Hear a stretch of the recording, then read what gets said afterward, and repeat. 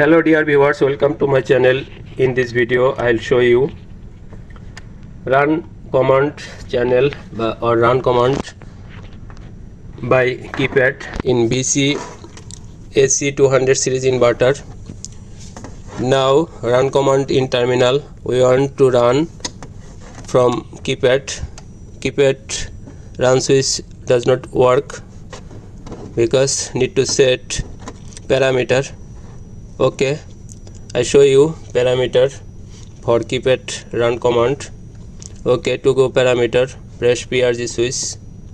I'll go F02, set F02 up arrow F02. Here set 1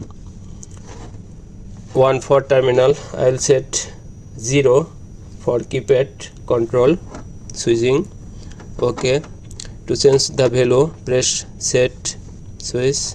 Now we can change the value 0 for Keypad running. To save the value press set value save.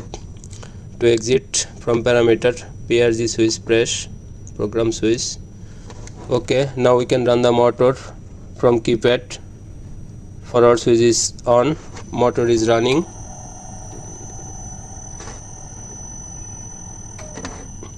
Off, motor off. Thank you so much for the watching video. Please like, share and subscribe my channel.